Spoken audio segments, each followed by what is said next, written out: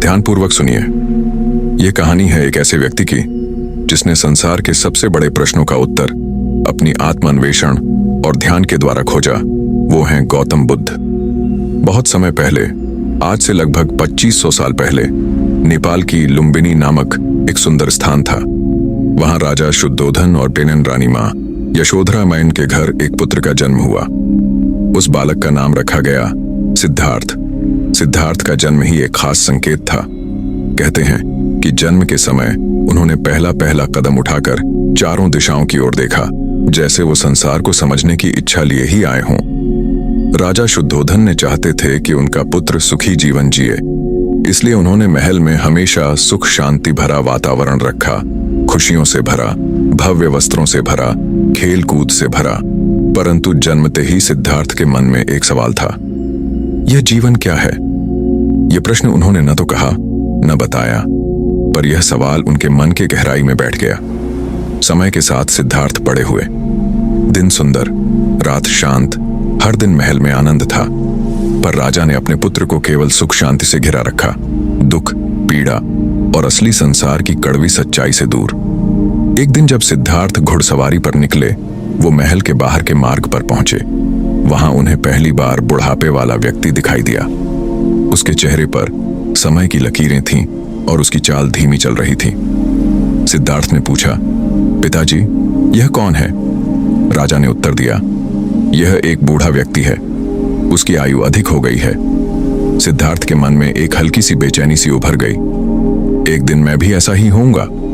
कुछ आगे चलने पर वो एक बीमार व्यक्ति के पास पहुंचे। उस व्यक्ति को तकलीफ थी, उसका चेहरा पीड़ा में था। सिद्धार्थ और उनकी आंखों के बीच एक दीवार सी टूट गई। फिर आगे चलकर उन्होंने एक मृत व्यक्ति को ढोते हुए देखा। यह दृश्य इतना गहरा था कि सिद्धार्थ का मन डूब गया। जीवन नश्वर है, सब बदल जाता है, कुछ भी स्थायी नहीं। अंत में उन्होंने देखा एक संत को, शांत, स्थिर, समाधि में हुआ सा। सिद्धार्थ के मन में प्रश्न उठा, यह संसार का सत्य क्या है? दुख क्यों है? शांति कैसे पाई जा सकती है? राजसी जीवन की सुख शांति के बावजूद इन सवालों ने सिद्धार्थ को सुकून नहीं दिया। वो महसूस करने लगे कि सुख की खुशी क्षणभंगुर है, जैसे धूप की गर्मी के साथ उगता बादल अचानक गायब हो जाए। एक दिन जब रात गहरी थी और सब सो रहे थे, सिद्धार्थ धीरे से महल से बाहर निकले।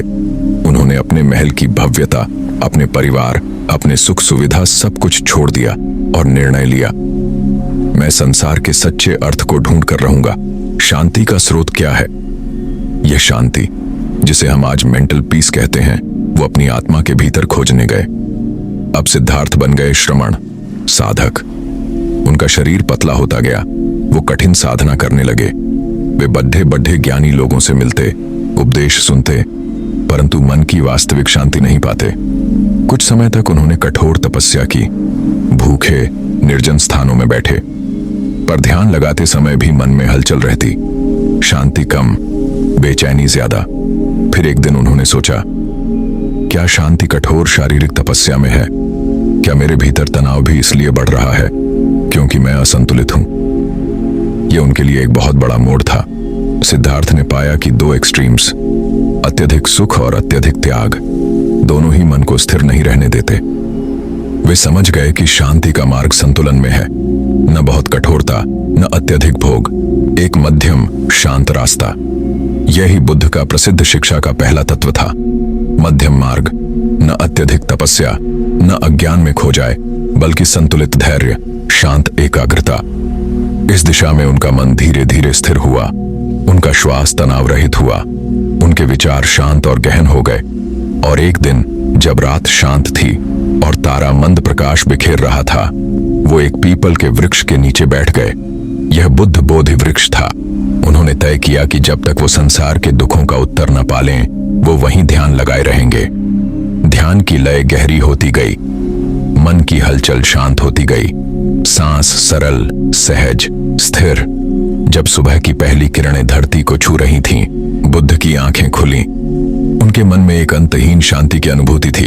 उन्हें अब स्पष्ट दिखाई दिया, दुहक का कारण इच्छाएं बढ़ती हैं क्योंकि हम संसार को स्थायी मान लेते हैं। संसार नश्वर है, परिवर्तनशील है, शांति केवल मन की जागरूकता और संतुलन में है।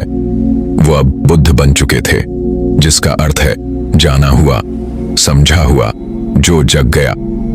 उनकी आत्मा में एक ऐसी शांति थी जो न कोई शब्दों में बंधी थी, न किसी अंग में बाधित। वो अब शांति की अनुभूति को समझ चुके थे, न केवल अपने लिए बल्कि सबके लिए। बुद्ध के मुख्य उपदेश मानसिक शांति के सूत्र 1। वर्तमान में रहो। जब हम अतीत में जीते हैं हम पछताते हैं, जब हम भविष्य की चिंता करते हैं हम चिंतित होते हैं, परंतु वर्तमान क्षण में जब हम होते हैं मन शांत, आरामदायक, स्थिर। अक्सर हम जीवन में इतना खो जाते हैं कि हम या तो अतीत के पछतावे में फंस जाते हैं या भविष्य की चिंता में डूब जाते हैं। हम भूल जाते हैं कि सचमुच केवल यही क्षण वास्तविक है। अतीत गया, भविष्य अभी नहीं आया, केवल यह वर्तमान क्षण है जो हमारे हाथ में है।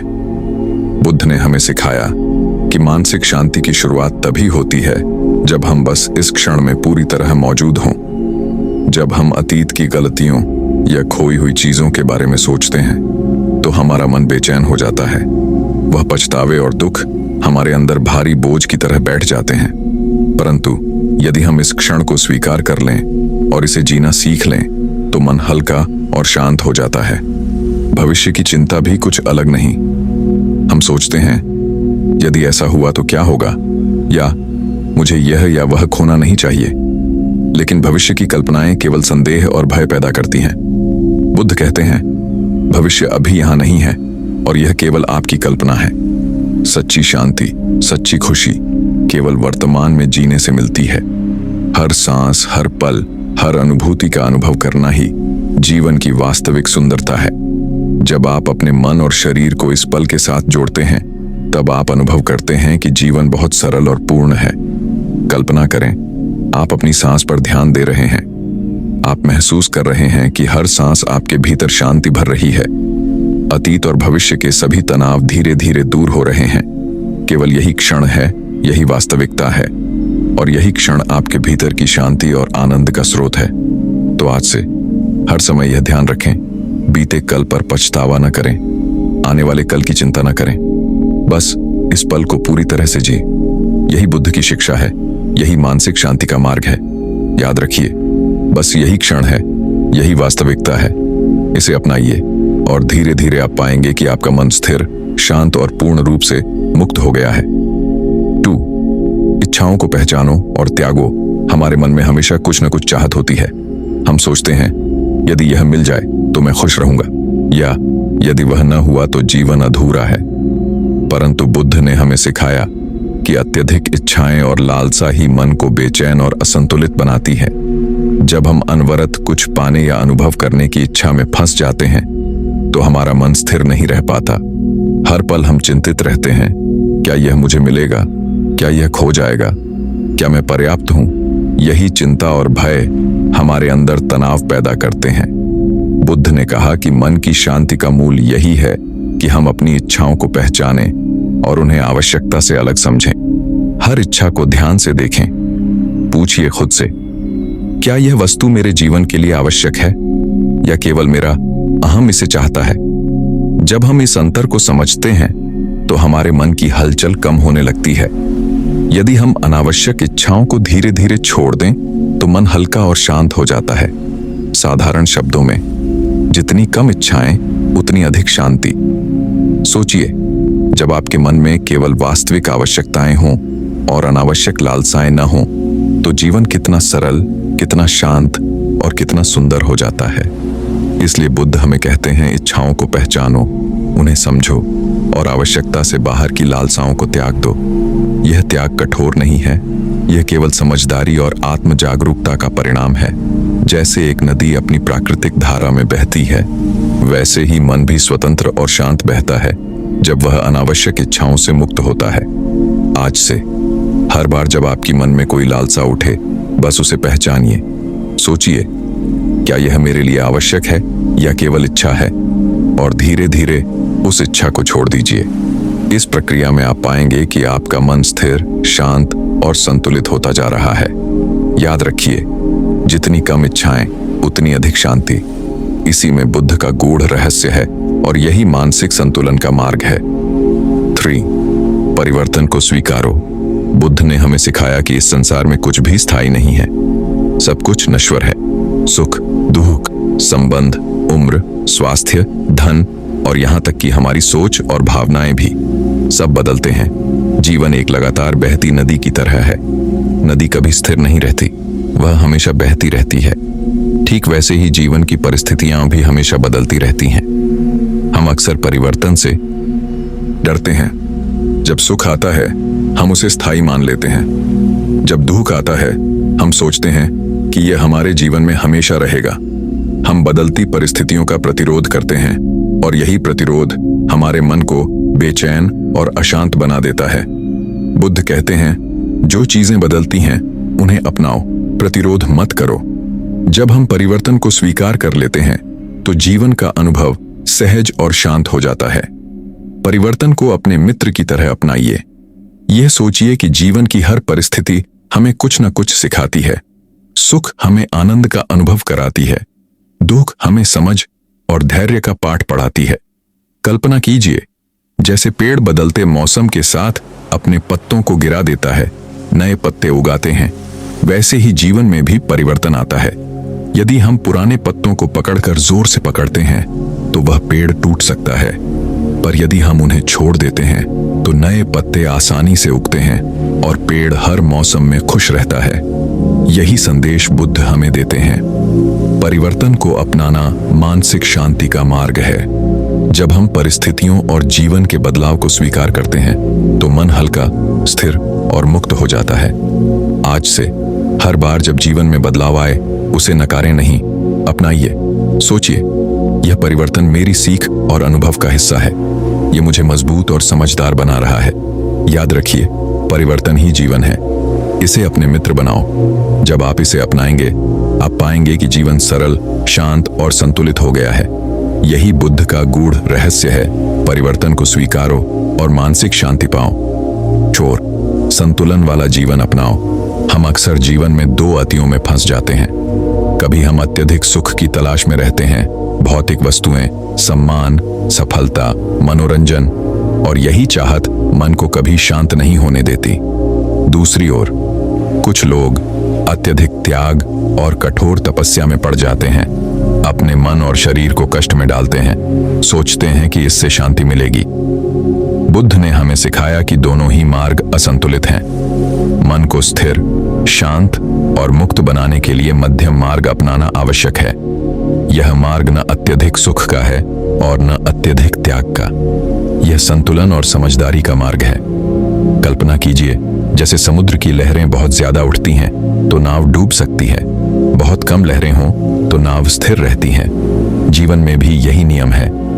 जब हम संतुलन बनाकर चलते हैं, न अत्यधिक लालसा न अत्यधिक कट्टरता, तब मन स्थिर रहता है, विचार स्पष्ट रहते हैं और निर्णय समझदारी से लिए जा सकते हैं।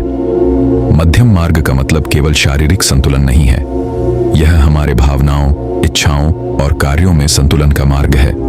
सुख और दुख दोनों को स्वीकार करना सीखो। इच्छाओं और त्याग के बीच संतुलन बनाओ। मानसिक स्थिरता और संयम विकसित करो। बुद्ध कहते हैं, मध्यम मार्ग ही वास्तविक बुद्धिमत्ता है।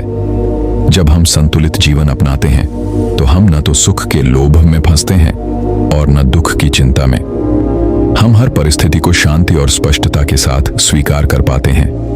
आज से अपने जीवन में यह साधारण लेकिन शक्तिशाली नियम अपनाएं। न अत्यधिक सुख का पीछा करें, न अत्यधिक त्याग करें। हर निर्णय, हर काम, हर विचार में संतुलन बनाएं। जब आप संतुलन बनाएंगे, आप पाएंगे कि मन स्थिर, जीवन सरल और मानसिक शांतिपूर्ण हो गया है।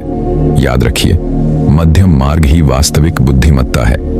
इसी संतुलन में बुद्ध ने शांति पाई और यही शांति आपके जीवन को भी स्थिर और पूर्ण बना सकती है। 5. सत्य और नैतिकता का पालन।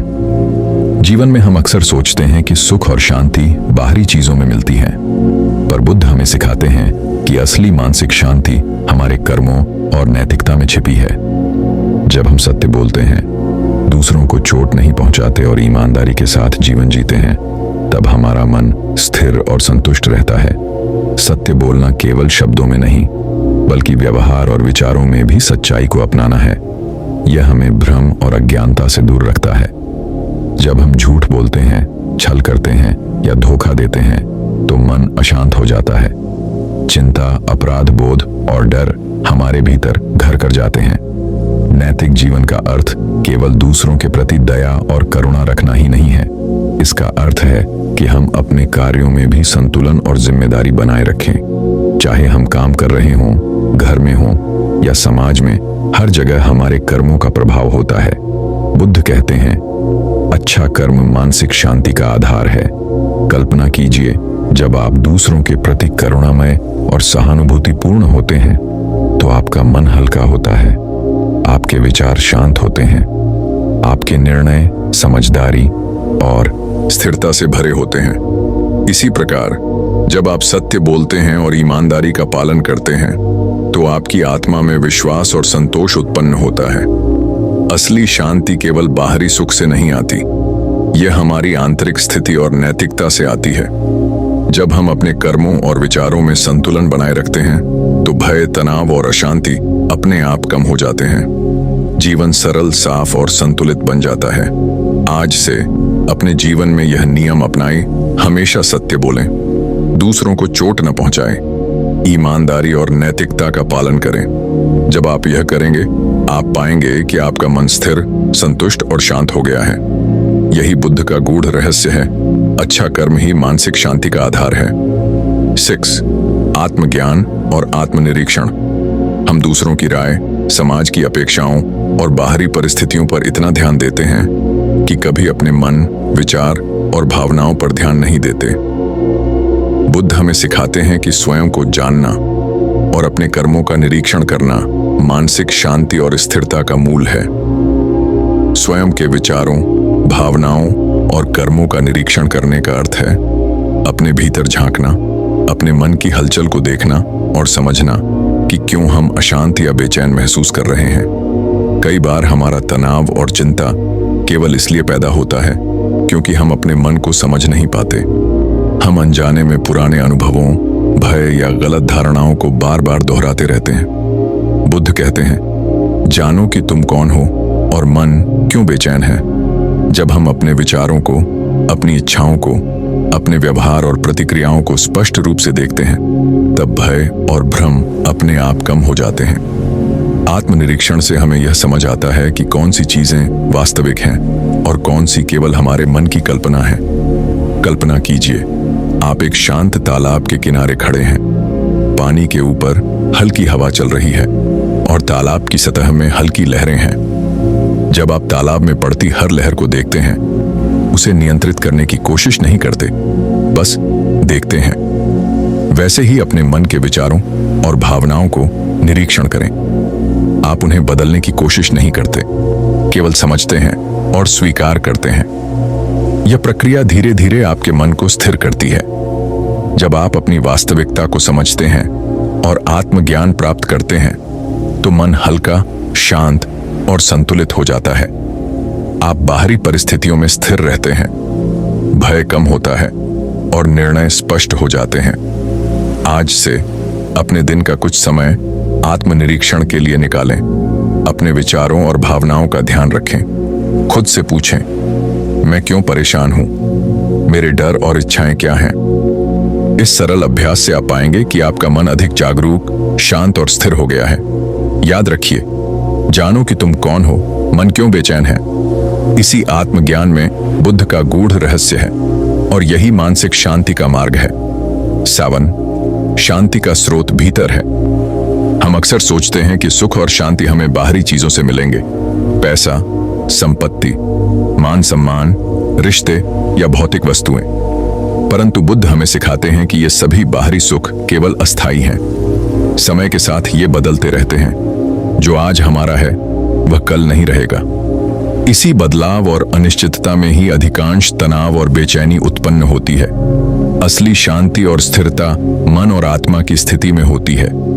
जब हमारा मन शांत होता है, विचार स्पष्ट होते हैं और आत्मा संतुलित होती है, तभी हम जीवन में सच्चा सुख और सुकून अनुभव कर पाते हैं। यह शांति किसी बाहरी चीज पर निर्भर नहीं होती, चाहे परिस्थितियां कैसी भी हों, हमारा मन स्थिर और शांत रह सकता है। कल्पना कीजिए, आपके भीतर एक दीपक जल रहा है, चाहे बाहर अंधेरा कितना भी घना क्यों न हो।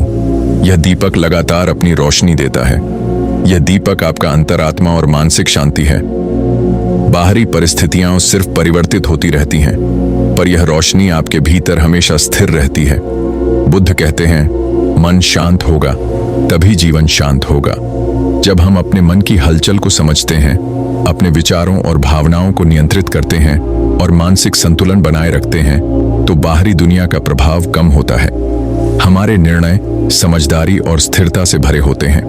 भय, क्रोध और चिंता धीरे धीरे कम होते जाते हैं। इसलिए हर दिन थोड़ी देर अपने मन की सुनें, अपने भीतर की शांति को महसूस करें, अपने विचारों और भावनाओं का निरीक्षण करें। जब आप अपने भीतर की शांति को खोजते हैं, उसे पोषण देते हैं, तो आप पाएंगे कि आपका जीवन स्वाभाविक रूप से शांत, संतुलित और सुकूनपूर्ण हो गया है। याद रखिए, सच्ची शांति किसी बाहरी वस्तु में नहीं है, वह भीतर है। जब आप इसे समझेंगे और अपनाएंगे, आप पाएंगे कि आपके जीवन में स्थिरता, संतोष और मानसिक शांति स्थायी रूप से प्रवेश कर गई है। मन शांत होगा तभी जीवन शांत होगा। इसी सरल सत्य में बुद्ध का गूढ़ रहस्य छिपा है। 8. सभी प्राणियों के प्रति करुणा रखें। हमारे जीवन में अनेक बार हम अपने मन में क्रोध, द्वेष और नाराजगी को पाल लेते हैं। हम दूसरों के व्यवहार, परिस्थितियों या जीवन की अनिश्चितताओं से परेशान होते हैं। यही क्रोध और द्वेष हमारे मन को अशांत और बेचैन बनाते हैं। बुद्ध ने हमें सिखाया कि करुणा, दया और सहानुभूति ही मानसिक शांति का मार्ग है। जब हम दूसरों के प्रति करुणामय होते हैं, चाहे वे इंसान हों, पशु पक्षी हों या किसी भी जीवित प्राणी, हमारा मन हल्का और शांत हो जाता है। करुणा का अर्थ केवल दूसरों की मदद करना नहीं है। इसका अर्थ है दूसरों की पीड़ा को समझना, उनके दर्द को महसूस करना और उनके लिए शांति की कामना करना।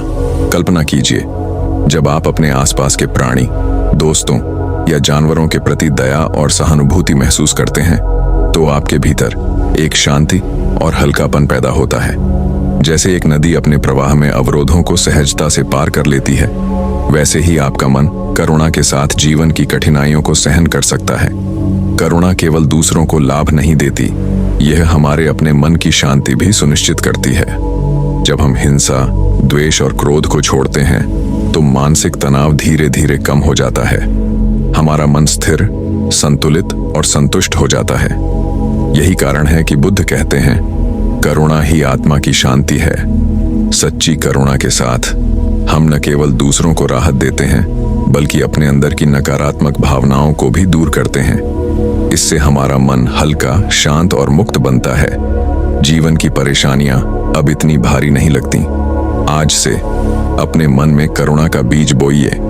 अपने विचारों, शब्दों और कार्यों में दूसरों के लिए दया और सहानुभूति रखें। छोटे छोटे कार्य, एक मुस्कान, एक मदद का हाथ, यही करुणा के अभ्यास हैं। धीरे धीरे आप पाएंगे कि आपका मन हल्का, संतुलित और गहराई से शांत हो गया है। याद रखिए, करुणा ही आत्मा की शांति है। इसी मार्ग पर चलकर बुद्ध ने मानसिक शांति पाई, और यही शांति आपके जीवन में भी प्रवेश कर सकती है। भारत के एक छोटे से गांव में लोग बहुत ही परेशान और दुखी रहते थे। गांव के लोग अक्सर एक दूसरे से झगड़ा करते, पैसे और सामान के लिए लड़ाई करते और खुद से ही दुखी रहते थे। एक दिन गौतम बुद्ध अपनी यात्रा पर इस गांव से गुजर रहे थे। उन्होंने देखा कि गांव के लोगों के चेहरे पर शांति नहीं है, सिर्फ चिंता और गुस्सा है। बुद्ध ने सोचा कि उन्हें शांति का मार्ग दिखाना चाहिए। बुद्ध ने गांव के लोगों को बुलाया और कहा, अगर तुम अपने मन को शांत करना चाहते हो, तो तुम्हें अपने गुस्से और चिंता को समझना होगा। हर व्यक्ति अपने मन का राजा है। अगर राजा शांति में रहेगा, तो पूरा देश शांति में रहेगा। लोग हैरान हुए और पूछा, कैसे? हम तो सिर्फ दुखी हैं और हमारे पास कुछ भी नहीं है। बुद्ध ने एक छोटी सी कहानी सुनाई। एक बार एक आदमी जंगल में अपना घर बनाकर रहता था। उसके पास एक सुंदर फूलों का बगीचा था। एक दिन एक शेर उसके बगीचे में घुस आया और फूल तोड़ने लगा। आदमी गुस्सा हो गया और शेर पर पत्थर फेंका, पर शेर भाग गया। आदमी ने देखा कि उसका गुस्सा कम नहीं हुआ, बल्कि और बढ़ गया। फिर उसने अपना मन शांत किया शेर को माफ किया और फूलों को संभाला। तब उसके मन में सच्ची शांति आई। बुद्ध ने समझाया, जब तुम दूसरों के दुख को समझकर और अपने गुस्से को छोड़कर जियोगे, तभी तुम्हें सुख और शांति मिलेगी। सुख बाहर से नहीं, अंदर से आता है। लोग धीरे धीरे समझने लगे और उनके मन शांत होने लगे। धीरे धीरे पूरा गांव शांत और खुशहाल हो गया और तब से लोगों ने हमेशा अपने गुस्से और चिंता को समझने और शांत रहने की कोशिश की। एक गांव में दो पड़ोसी रहते थे। एक बहुत गरीब था और दूसरा बहुत अमीर। गरीब आदमी हमेशा मेहनत करता, लेकिन उसके पास बहुत कम था।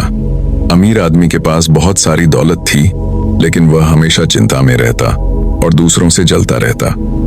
एक दिन दोनों गांव के लोग बुद्ध से मिलने गए और पूछा, महान संत, हम शांति और संतोष कैसे पा सकते हैं? हम में से कोई भी खुश नहीं है। बुद्ध मुस्कुराए और दोनों को एक झील के किनारे ले गए। वहां उन्होंने दो पात्र रखे, एक बड़ा और एक छोटा। बुद्ध ने कहा, अब तुम दोनों इसमें पानी डालो। गरीब आदमी ने अपनी छोटी सी बाल्टी में पानी भरा, अमीर आदमी ने अपनी बड़ी बाल्टी में पानी भरा। बुद्ध ने कहा, अब तुम इसे संतुलन में रखो। गरीब आदमी ने धीरे धीरे और सावधानी से पानी को पात्र में रखा, जिससे पानी कभी नहीं गिरे। अमीर आदमी ने जल्दी जल्दी पानी डाला और पानी छलक गया। बुद्ध ने समझाया, जैसे यह पानी अगर में कहां कहां ध्यान और संतुलन से डाला जाता है तो गिरता नहीं, वैसे ही जीवन में संतुलन और धैर्य से ही सुख और शांति आती है।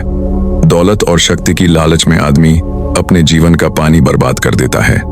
फिर बुद्ध ने कहा, संतोष और शांति के लिए तीन चीजें जरूरी हैं: आत्मनियंत्रण, धैर्य और दूसरों के साथ सहानुभूति। जब तुम इन तीनों को अपनाओगे तो मन कभी अधीर नहीं होगा और जीवन में सच्ची शांति आएगी। गरीब आदमी ने ध्यानपूर्वक सुना और अमीर आदमी ने भी समझा। धीरे धीरे दोनों के जीवन में संतोष और शांति आने लगी। गांव के लोग भी सीख गए कि दौलत या वस्तुएं खुशी नहीं लाती, खुशी और शांति भीतर से आती है। एक दिन गौतम बुद्ध जंगल की यात्रा पर निकले। रास्ते में उन्हें तीन साधु मिले जो अलग अलग रास्तों से जीवन की तलाश में थे। पहला साधु था क्रोधी साधु। वह हमेशा गुस्से में रहता और किसी की भी गलती बर्दाश्त नहीं करता। दूसरा साधु था लोभी साधु, हमेशा दौलत और सम्मान की तलाश में रहता। तीसरा साधु था भ्रमित साधु। वह हमेशा उलझनों में रहता और सही रास्ता नहीं ढूंढ पाता।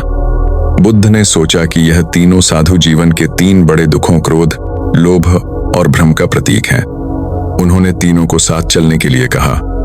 जंगल में यात्रा करते हुए तीनों साधु कई कठिनाइयों का सामना करने लगे। क्रोधी साधु, वो छोटी छोटी बातों पर गुस्सा होने लगता। रास्ते में एक पक्षी उसके हाथ में गिर गया तो वो चिल्लाया और फेंक दिया। बुद्ध ने मुस्कुराकर कहा, जैसे तुमने पक्षी को अपने क्रोध में फेंक दिया, वैसे ही तुम्हारा क्रोध तुम्हारे जीवन के सुख को फेंक देता है।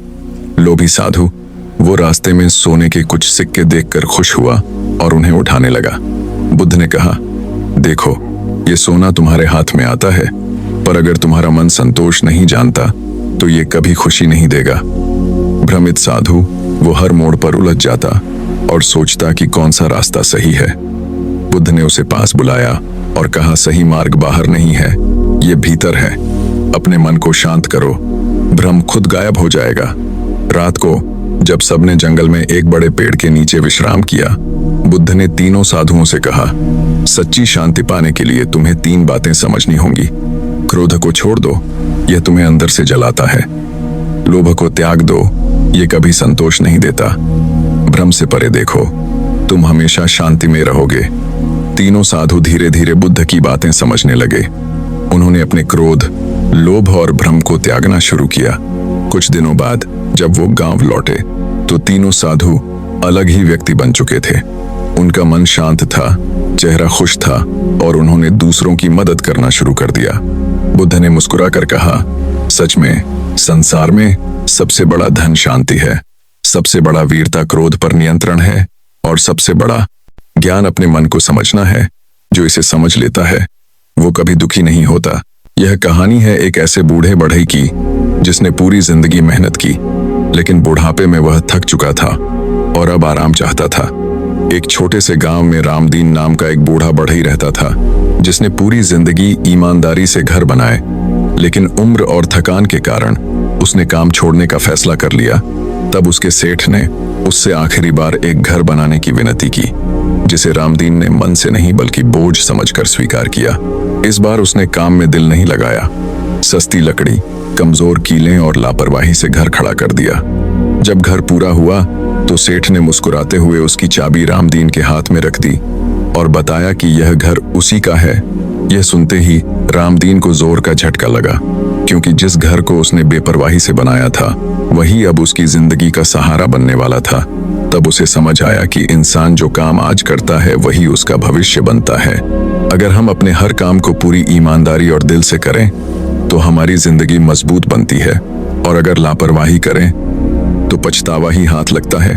यही इस कहानी की सबसे बड़ी सीख है कि जिंदगी में कोई भी काम छोटा या आखिरी समझकर नहीं, बल्कि अपना भविष्य समझकर करना चाहिए। एक छोटे से गांव में हरिप्रसाद नाम का एक बुजुर्ग रहता था, जिसके चेहरे पर झुर्रियां तो थीं, लेकिन आंखों में अनुभव की गहराई झलकती थी। लोग उसे बूढ़ा कहकर नजरअंदाज कर देते थे, पर उसे बुरा नहीं लगता था, क्योंकि उसने सीख लिया था कि उम्र कमजोरी नहीं बल्कि समझदारी की पहचान होती है। एक दिन गांव के कुछ युवक आपस में झगड़ रहे थे, तो हरिप्रसाद ने उन्हें पास बुलाकर कहा कि जब पेड़ छोटा होता है तब उसे सहारे की जरूरत होती है, लेकिन जब वही पेड़ बूढ़ा होता है तो वह दूसरों को छाया देता है। उसकी बात सुनकर युवकों को एहसास हुआ कि बुजुर्गों का अनुभव अनमोल होता है। तब से गांव में हरिप्रसाद को सम्मान मिलने लगा और सबने समझ लिया कि बुढ़ापा बोझ नहीं बल्कि जीवन का सबसे मूल्यवान संदेश होता। बहुत समय पहले की बात है। एक घना और हरा भरा जंगल था, जहां हर प्रकार के जानवर रहते थे। इस जंगल में एक बूढ़ा हाथी रहता था, जिसका नाम महाबली हाथी था। महाबली हाथी अब बूढ़ा हो चुका था। उसकी चाल धीमी हो गई थी और लोग उसे मजाक में धीमे हाथी कहकर बुलाते थे। जंगल के छोटे जानवर जैसे हिरण, खरगोश और नन्हे पक्षी अक्सर उसकी उम्र और धीमी चाल का मजाक उड़ाते रहते थे, लेकिन महाबली हाथी अपने अनुभव और बुद्धि पर गर्व करता था। वह जानता था कि तेज दौड़ना जरूरी नहीं बल्कि सही निर्णय लेना जरूरी होता है। उसने अपने पूरे जीवन में जंगल के रास्तों, पेड़ों और नदियों को अच्छे से जान लिया था। वह हमेशा कहते थे, जब शरीर धीमा हो जाए तो बुद्धि तेज होनी चाहिए। समय और अनुभव सबसे बड़े साथी हैं। एक दिन अचानक जंगल में भयंकर आग लग गई। आग इतनी तेज थी कि धुआं चारों ओर फैल गया और सभी जानवर डर के मारे इधर उधर भागने लगे। छोटे और तेज जानवर भी रास्ता भूल गए और कभी-कभी आग के बीच फंस जाते। डर और अफरा तफरी में हर कोई पैनिक करने लगा। महाबली हाथी ने देखा कि जंगल में अराजकता फैल गई है। उसने धीरे धीरे आवाज लगाई, शांत हो जाओ बच्चों, जो समझदारी से चलेगा वही सुरक्षित रहेगा। लेकिन छोटे जानवर उसकी धीमी आवाज को गंभीरता से नहीं ले रहे थे। तभी महाबली हाथी ने अपने अनुभव का इस्तेमाल किया। वह याद दिलाने लगे कि नदी का रास्ता सुरक्षित है, जहां से आग का खतरा नहीं था। उन्होंने धीरे धीरे सभी जानवरों को एक एक करके सुरक्षित मार्ग की ओर ले जाना शुरू किया। हिरण और खरगोश, जो पहले उसकी बुद्धि का मजाक उड़ाते थे, अब उसके पीछे चलने लगे। धीरे धीरे सभी जानवर महाबली हाथी की सूझबूझ के कारण सुरक्षित नदी के किनारे पहुंच गए। आग ने जंगल को काफी नुकसान पहुंचाया, लेकिन जानवर सुरक्षित थे। उस दिन के बाद जंगल में सबको एक बड़ा सबक मिला। उन्होंने समझा कि ताकत सिर्फ जवान शरीर में नहीं होती, बल्कि सही निर्णय लेने और अनुभव का इस्तेमाल करने में भी होती है। महाबली हाथी की बुद्धि और अनुभव ने पूरे जंगल को बचा लिया, और तब से जंगल में कोई भी जानवर बूढ़े या अनुभवी को हल्के में नहीं लेता। सब जानते थे कि बुढ़ापा बोझ नहीं, बल्कि जीवन का सबसे कीमती खजाना है। बहुत पुराने समय की बात है। एक घने और शांत जंगल में एक महान ऋषि रहते थे, जिनका नाम ऋषिवर धैर्यनाथ था। उम्र अधिक हो चुकी थी, दाढ़ी सफेद, शरीर कमजोर, लेकिन आंखों में गहरी शांति और अनुभव की चमक थी। उसी जंगल में उनके साथ एक युवा शिष्य अरुण रहता था, जो तेज, बलवान और ज्ञान पाने के लिए अधीर था। अरुण को लगता था कि असली समझ ताकत और तेजी से आती है, इसलिए वह अक्सर सोचता कि बूढ़े ऋषि की बातें अब पुराने समय की हैं। एक दिन अरुण ने ऋषि से पूछा, गुरुदेव, आप कहते हैं कि धैर्य और अनुभव सबसे बड़ी शक्ति है, लेकिन आज के समय में तो तेज चलने वाला ही आगे बढ़ता है। ऋषि मुस्कुराए और बोले, बेटा, आज जंगल तुम्हें इसका उत्तर देगा। अगले दिन वे दोनों जंगल की गहराई में गए। अचानक रास्ता भटक गए और घना अंधेरा छा गया। अरुण घबरा गया और इधर उधर दौड़ने लगा, लेकिन हर रास्ता उसे और उलझा देता। तब ऋषि ने शांत स्वर में कहा, रुको, पहले शांति लाओ, फिर रास्ता खुद दिखाई देगा। ऋषि ने अपने वर्षों के अनुभव से पेड़ों की दिशा, हवा की गति और पक्षियों की आवाज को पहचाना और धीरे धीरे सही मार्ग की ओर बढ़े। अरुण उनके पीछे चलता गया। कुछ समय बाद वे एक सुरक्षित आश्रम पथ पर पहुंच गए। तब ऋषि ने कहा, देखा बेटा, जब मन युवा हो तो अधीरता होती है, लेकिन जब उम्र अनुभव देती है तो वही अनुभव जीवन की रक्षा करता है। अरुण ने झुककर उनके चरण छुए और कहा, आज समझ आया गुरुदेव, बुढ़ापा कमजोरी नहीं बल्कि जीवन का सबसे बड़ा शिक्षक है। उस दिन के बाद अरुण ने जान लिया कि ज्ञान केवल किताबों से नहीं, बुजुर्गों के अनुभव और धैर्य से मिलता है। बहुत समय पहले की बात है। भारत की धरती पर एक हरा भरा वन था। उस वन में ऊंचे ऊंचे साल और पीपल के पेड़ थे, जिनकी पत्तियां हवा में धीरे धीरे सरसराया करती थीं। रात के समय चांदनी पेड़ों के बीच से छनकर जमीन पर गिरती थी, मानो प्रकृति खुद ध्यान में बैठी हो। उसी वन के किनारे एक छोटा सा गांव था, सुखावती। गांव के लोग मेहनती थे, पर उनके मन अशांत रहते थे। किसी को भविष्य की चिंता थी, किसी को बीते हुए कल का दुख। हंसते हुए चेहरे भी भीतर से थके हुए थे। इसी वन में एक दिन भगवान बुद्ध आए। उनका चेहरा शांत था, आंखों में करुणा और चाल में गहरी स्थिरता। जहां वे चलते, वहां जैसे हवा भी धीरे बहने लगती। बुद्ध वन में एक पीपल के पेड़ के नीचे बैठ गए। उनका मौन ही उपदेश था। गांव में एक युवक रहता था, आरव। उसके पास सब कुछ था, फिर भी मन बेचैन था। रात को नींद नहीं आती, विचारों की आंधी चलती रहती। एक रात उसने सुना, वन में कोई महापुरुष आए हैं जिनके पास मन को शांति मिलती है। आरव चुपचाप वन की ओर चल पड़ा। जब उसने बुद्ध को ध्यान में बैठे देखा तो न जाने क्यों उसकी आंखों से आंसू बहने लगे। वह बिना कुछ कहे बैठ गया। काफी देर बाद बुद्ध ने आंखें खोली और बहुत ही कोमल स्वर में कहा, तुम दुखी हो क्योंकि तुम जो नहीं है उसे पकड़ना चाहते हो, और जो है उसे छोड़ नहीं पा रहे। आरव चौंक गया। बुद्ध बोले, आरव, इस संसार में सब कुछ अनित्य है, दुख भी सुख भी। जो आया है वह जाएगा, जो बदला है वह फिर बदलेगा। उन्होंने जमीन से एक सूखा पत्ता उठाया।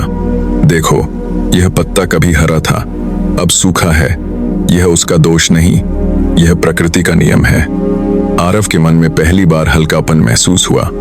बुद्ध आगे बोले, दुख का कारण बाहरी दुनिया नहीं, हमारी इच्छाएं हैं। जितना हम चाहते हैं उतना ही खोने का डर बढ़ता है।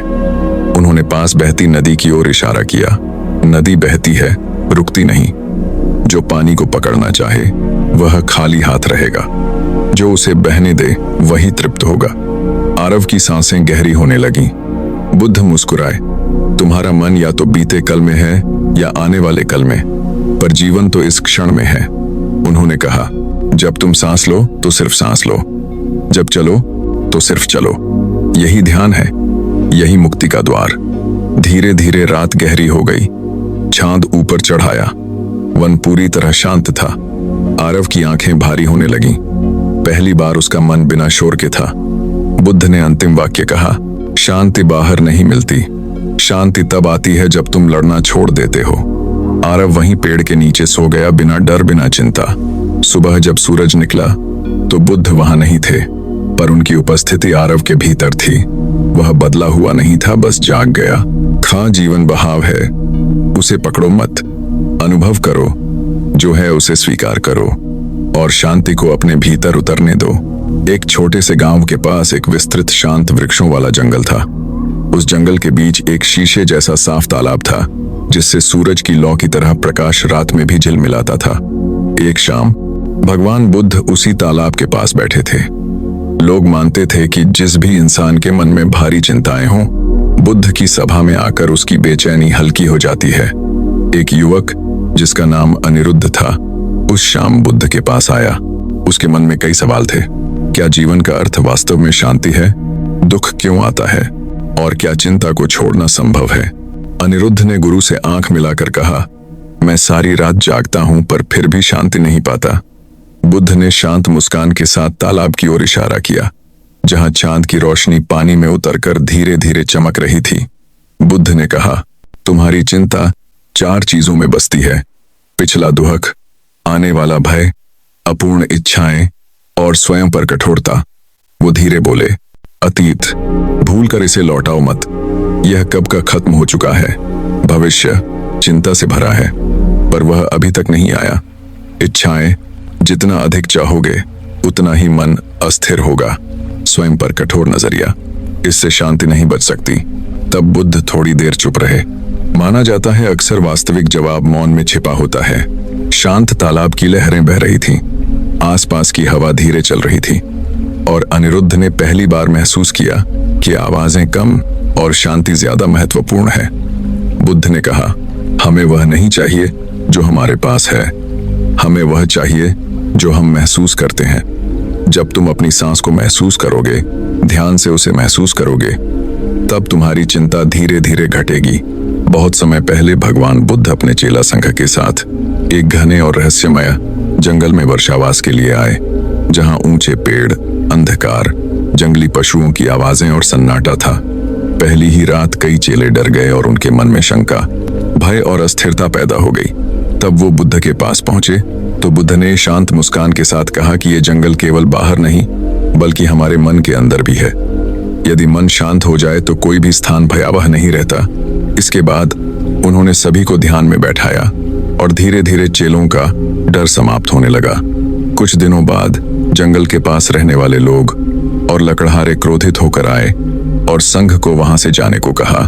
तब कुछ चेले उत्तेजित हो गए, लेकिन बुद्ध ने उन्हें रोका और करुणा व मौन से बात की, जिससे क्रोधित लोग भी शांत हो गए और समझ गए कि अहिंसा सबसे बड़ी शक्ति है। जंगल में भोजन की कमी के कारण कई बार चेलों को भूखा रहना पड़ा। तब बुद्ध ने उन्हें धैर्य का पाठ पढ़ाया और समझाया कि कष्ट जीवन का हिस्सा है और जो उन्हें सहन करना सीख लेता है वही आगे बढ़ता है। एक दिन एक घायल हिरण संघ के पास आया, जिसे देखकर कुछ चेले डर गए, लेकिन बुद्ध ने प्रेम पूर्वक उसकी सेवा की और कहा कि सभी प्राणी सुख चाहते हैं और दुहक से डरते हैं। इसी जंगल में रहते रहते चेलों ने अपने अंदर की क्रोध, लोभ, भय और अज्ञान को पहचानना शुरू किया। जो जंगल पहले डर का कारण था वही धीरे धीरे शांति और आत्मबोध का स्थान बन गया। और वर्षावास के अंत में जब संघ जंगल से बाहर निकला तो चेले पहले जैसे नहीं थे, वो अधिक शांत, करुणामय और जागरूक हो चुके थे।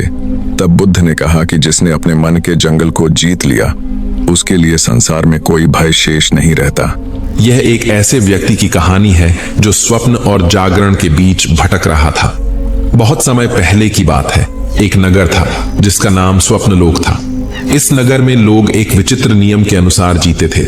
जब भी रात होती वे सब सोने से पहले अपने जीवन का एक अंश भूल जाते और अगली सुबह जब जागते तो कुछ नया सीख कर जागते। वे भूलने और सीखने के इस चक्र में फंसे रहते। इस नगर में एक युवक रहता था जिसका नाम आनंदित था। वह हमेशा इस रहस्य को समझना चाहता था कि क्यों हर रात जब वह सोता तो उसका कोई न कोई स्मरण खो जाता था। एक दिन उसने संकल्प लिया कि वह इस गूढ़ रहस्य को सुलझाएगा। वह नगर के सबसे ज्ञानी वृद्ध महर्षि सोम के पास गया और पूछा, गुरुदेव, क्यों हर रात जब मैं सोता हूं तो मेरा कुछ न कुछ स्मरण लुप्त हो जाता है और क्यों सुबह कुछ नया अनुभव होता है? महर्षि मुस्कुराए और बोले, बेटा, यह स्वप्न लोक का नियम है। जो भी इस संसार में आता है उसे भूलना और सीखना दोनों ही करने होते हैं।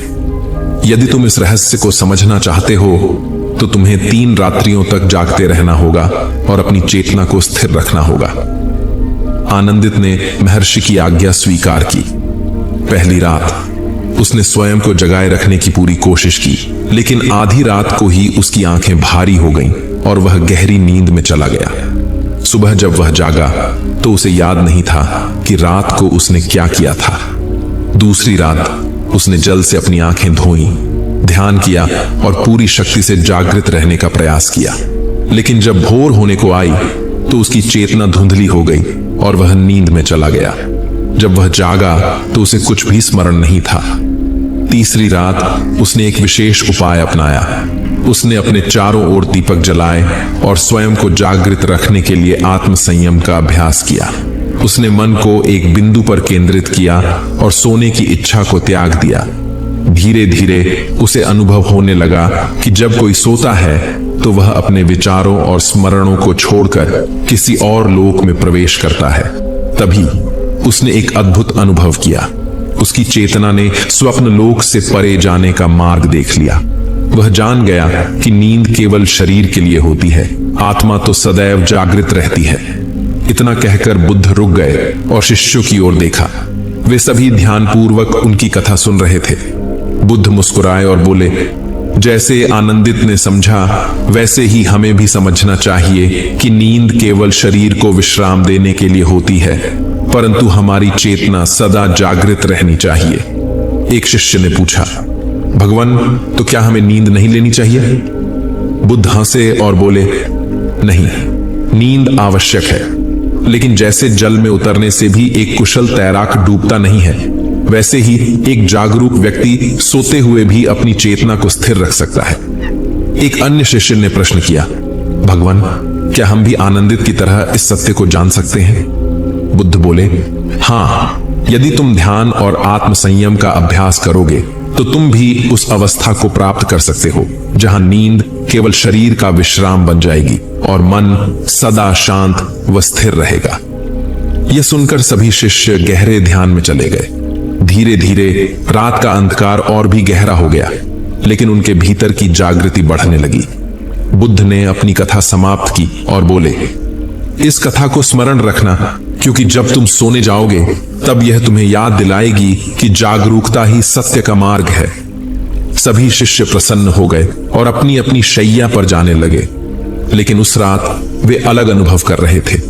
उन्होंने पहली बार नींद को एक नए दृष्टिकोण से देखा, एक विश्राम, न कि अज्ञान का आवरण। और इस प्रकार बुद्ध की वह कथा न केवल उनके शिष्यों में जागरूकता भरती रही, बल्कि आने वाले युगों तक लोगों को आत्मचिंतन की प्रेरणा दी। गांव के आखिरी सिरे पर एक टूटा सा मिट्टी का घर था। उसी घर में रहती थी धनिया अम्मा। उम्र लगभग 70 साल, पीठ झुकी हुई, आंखों में हमेशा एक अधूरा सपना और हाथों में कांपती हुई लकीरें, जिनमें कभी मेहनत तो बहुत थी पर किस्मत नहीं। धनिया अम्मा की जिंदगी शुरू से ही कठिन रही। बचपन में ही मां गुजर गई थी और पिता खेतों में मजदूरी करते करते बीमार पड़ गए। पढ़ाई का सवाल ही नहीं उठा। 8 साल की उम्र से ही वो दूसरों के घरों में बर्तन मांजने लगी। उसे हमेशा लगता था कि अगर वह पढ़ता था, पाती, तो उसकी जिंदगी कुछ और होती। शादी बहुत छोटी उम्र में कर दी गई। पति भोलाराम अच्छे इंसान थे, लेकिन बेहद गरीब। दोनों ने मिलकर खेत किराए पर लिए, मेहनत की, पर हर साल कभी सूखा पड़ जाता, कभी बाढ़ आ जाती। जो थोड़ा बहुत उगता वह कर्ज चुकाने में चला जाता। गांव वाले कहते, धनिया की किस्मत ही फूटी है। धीरे धीरे उसके 3 बच्चे हुए। उसने सोचा, शायद बच्चे मेरी अधूरी जिंदगी पूरी करेंगे, लेकिन किस्मत ने यहां भी मुंह मोड़ लिया। बड़ा बेटा शहर गया काम की तलाश में और कभी वापस नहीं लौटा। किसी ने कहा चोरी के इल्जाम में जेल चला गया, किसी ने कहा मर गया। सच्चाई कभी सामने नहीं आई। छोटी बेटी बीमारी में चल बसी क्योंकि इलाज के पैसे नहीं थे। बचा सिर्फ मंझला बेटा जो नशे की लत में पड़ गया। धनिया अम्मा हर दिन मंदिर जाती और भगवान से पूछती, मैंने क्या बिगाड़ा था। उम्र बढ़ती गई, ताकत घटती गई, पति भी चल बसे। अब वो पूरी तरह अकेली थी। गांव में लोग उसे असफल औरत कहने लगे। इसने जिंदगी में क्या पाया? न पैसा, न इज्जत, न परिवार। लेकिन कोई नहीं जानता था कि धनिया अम्मा हर सुबह सूरज निकलने से पहले उठती थी। झुकी कमर के बावजूद वह दूसरों के खेतों में काम करती, बच्चों को कहानियां सुनाती, भूखों को आधी रोटी दे देती। वो असफल थी पर हार मानने वाली नहीं। एक दिन गांव के स्कूल में एक नई टीचर आई। उसने देखा कि धनिया अम्मा रोज स्कूल के बाहर बैठकर बच्चों को ध्यान से देखती रहती है। टीचर ने पूछा, अम्मा आप रोज यहाँ क्यों आती हो? धनिया अम्मा की आंखें भर आईं। बोली, बस ऐसे ही, पढ़ना चाहती थी कभी। टीचर ने उसे स्कूल के बरामदे में बैठने दिया। बच्चे उसे धनिया दादी कहने लगे। वह अनपढ़ थी, पर जीवन का ज्ञान उसके पास भरा पड़ा था। वो बच्चों को मेहनत, ईमानदारी और सहनशीलता सिखाने लगी। धीरे धीरे गांव की सोच बदलने लगी। लोग समझने लगे कि सफलता सिर्फ पैसा या नाम नहीं होती, सफलता होती है टूटकर भी इंसान बने रहना। एक ठंडी सुबह धनिया अम्मा चुपचाप सोते सोते चल बसी। उसके हाथ खाली थे, पर चेहरा शांत था। उसके पास न धन था न जमीन, लेकिन स्कूल के बच्चे रो रहे थे। उसकी कब्र पर बच्चों ने लिखा, यहाँ एक ऐसी औरत सो रही है, जिंदगी में हार गई लेकिन इंसानियत में जीत गई। ईर्ष्या की आग में जलती बुजुर्ग औरत। गांव का नाम था नंदपुर। गांव के बीचों बीच एक पुराना टूटा हुआ मकान था। उसी में रहती थी कमली बुआ, 70 साल की, झुकी कमर, सिकुड़ा चेहरा और आंखों में हमेशा किसी न किसी के लिए जलन। कमली बुआ को लोग पहले दयालु और मेहनती जानते थे, लेकिन समय के साथ उसका स्वभाव बदल गया था। उसकी जिंदगी में बहुत कुछ छूटा था, इसी खालीपन ने उसे ईर्ष्यालु बना दिया। बीता हुआ सुनहरा समय एक समय था जब कमली बुआ के पास सब कुछ था। उसका पति हरनाम सिंह गांव का सबसे अच्छा बढ़ई था। घर पक्का था, खाने की कमी नहीं थी, लोग इज्जत करते थे। कमली को हमेशा यह डर लगा रहता था कि कहीं कोई उससे आगे न निकल जाए। पड़ोस की औरत सरोज जब नई साड़ी पहनती तो कमली के मन में जलन होती। मेरे पास उससे अच्छी क्यों नहीं, वो सोचती। धीरे धीरे यह सोच उसकी आदत बन गई। कमली का एक ही बेटा था मोहन। वो पढ़ाई में तेज था। जब गांव के मास्टर ने उसकी तारीफ की तो कमली खुश होने के बजाय डर गई। अगर ये शहर चला गया तो मुझे छोड़ देगा, वो सोचती। उसने मोहन को आगे पढ़ने से रोक दिया। ज्यादा पढ़कर क्या करेगा, बढ़ई का काम सीख, उसने कहा। मोहन चुप रहा, लेकिन उसके सपने टूट गए। पड़ोस की सरोज का बेटा शहर में नौकरी करने लगा। जब वो छुट्टी में गांव आया तो सब उसकी तारीफ करने लगे। कमली बुआ के दिल में आग लग गई। वो हर जगह कहती, शहर की नौकरी में क्या रखा है, गांव ही सबसे अच्छा है। लेकिन भीतर ही भीतर वो जल रही थी। मोहन धीरे धीरे घर से दूर होता गया। उसने एक दिन कहा दिया, अम्मा आपने मुझे कभी आगे बढ़ने नहीं दिया। ये सुनकर कमली बुआ गुस्से से कांप उठी। मैंने तेरा भला ही सोचा था, लेकिन सच कुछ और था। वो बेटे से नहीं, दूसरों की सफलता से डरती थी। कुछ साल बाद मोहन शहर चला गया। वहां संघर्ष किया, पर मां से बात कम कर दी। कमली बुआ अकेली रह गई। अब जब गांव में कोई खुश होता, कमली बुआ और कड़वी हो जाती। इनकी खुशी ज्यादा दिन नहीं टिकेगी, वो बद्दुआ देती। धीरे धीरे लोग उससे दूरी बनाने लगे। कोई हालचाल पूछने नहीं आता। उसका घर सूना हो गया। एक दिन वो बीमार पड़ी। कई दिन तक कोई देखने नहीं आया। तब उसे एहसास हुआ कि ईर्ष्या ने उसे अकेला कर दिया है। उसी दिन मोहन आया। माँ कई बांतरे को इस हालत में देखकर उसकी आंखें भर आईं। कमली बुआ ने कांपती आवाज में कहा, मैंने जलन में तुझे बांध दिया बेटा, मुझे माफ कर दे। मोहन ने उसका हाथ पकड़ लिया। कुछ महीनों बाद कमली बुआ चल बसी। उसके जाने के बाद गांव वालों ने कहा, अगर वह ईर्ष्या छोड़ देती तो आज अकेली न मरती। ईर्ष्या आग की तरह होती है, दूसरों को कम, खुद को ज्यादा जलाती है। बेलापुर गांव शांत लोगों के लिए जाना जाता था, लेकिन एक इंसान ऐसा था जिसकी वजह से पूरा गांव हमेशा खबरों में रहता था। चंद्रकली अम्मा। उम्र 70 से ऊपर, शरीर कमजोर, लेकिन जुबान इतनी तेज कि गांव की हवा भी उसके आगे रुक जाए। लोग मजाक में कहते थे, चंद्रकली अम्मा अगर एक दिन चुप रह जाए तो गांव में अकाल पड़ जाए। चंद्रकली अम्मा को हर बात पर टिप्पणी करनी होती थी। कौन क्या पहन रहा है, किसके घर क्या पक रहा है, किसकी बहू देर से उठी, सब पर उनकी राय तैयार रहती। सुबह कुएं पर जाती तो कहती, आजकल की लड़कियां पानी भरना भी नहीं जानती। दोपहर को छाया में बैठती तो बोलती, हमारे जमाने में बहुएं ऐसी नहीं होती थी। शुरू में लोग हंसकर बात टाल देते थे, लेकिन धीरे धीरे उनकी बातें चुभने लगीं। एक दिन उन्होंने किसी के बेटे के बारे में कह दिया, ये लड़का ठीक नहीं, मुझे तो शक है। बस बात पूरे गांव में फैल गई। परिवार की इज्जत को ठेस पहुंची। लोग चंद्रकली अम्मा से दूरी बनाने लगे। कोई उन्हें अपने घर बुलाने से कतराने लगा। बच्चे भी उन्हें देखकर रास्ता बदल लेते। लेकिन अम्मा को इसका एहसास नहीं था। मैं तो सच ही बोलती हूँ, वो कहती। समय बीतता गया, उनके अपने बच्चे शहर चले गए, पड़ोसी भी उनसे कट गए। अब उनके घर में सिर्फ आवाज गूंजती थी उनकी अपनी। एक दिन वह बीमार पड़ी, कई दिन तक कोई हाल पूछने नहीं आया।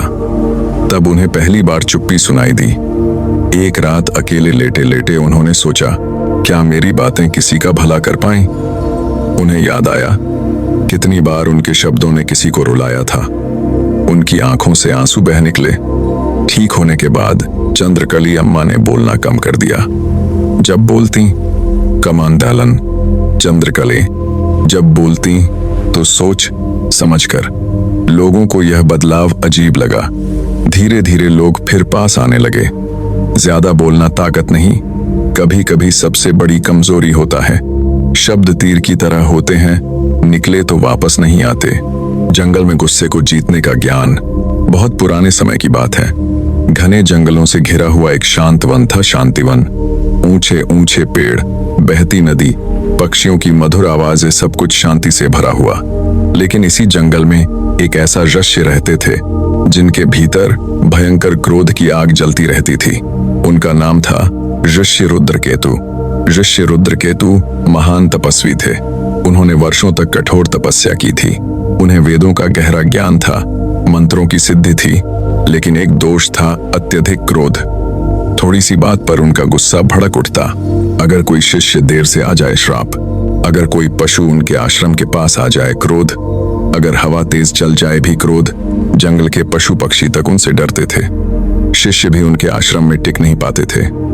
उसी जंगल के दूसरे छोर पर एक बहुत ही वृद्ध साधु रहते थे, महात्मा शांतिदास। उम्र 100 वर्ष से अधिक, शरीर कमजोर, लेकिन आंखों में अथाह शांति। वह बहुत कम बोलते थे, लेकिन जो बोलते थे वह सीधे हृदय में उतरता था। एक दिन उन्होंने सुना कि रुद्रकेतु ऋषि अपने ही क्रोध से सब कुछ नष्ट कर रहे हैं। तब उन्होंने उनसे मिलने का निश्चय किया। महात्मा शांतिदास धीरे धीरे चलकर ऋषि रुद्रकेतु के आश्रम पहुंचे। रुद्रकेतु ने उन्हें देखकर कहा, आप कौन हैं? यहाँ बिना बुलाए कैसे आए? आवाज में गुस्सा साफ झलक रहा था। मैं भी इसी जंगल का यात्री हूँ। तुम्हारे क्रोध की आवाज मुझे यहाँ खींच लाई। ये सुनते ही रुद्रकेतु भड़क उठे। क्रोध मेरी शक्ति है। शांतिदास ने पास पड़ी, एक सूखी लकड़ी उठाई और कहा, इस लकड़ी को आग में डालो। लकड़ी जलकर राख बन गई। फिर उन्होंने कहा, अब इसे फिर से लकड़ी बना दो।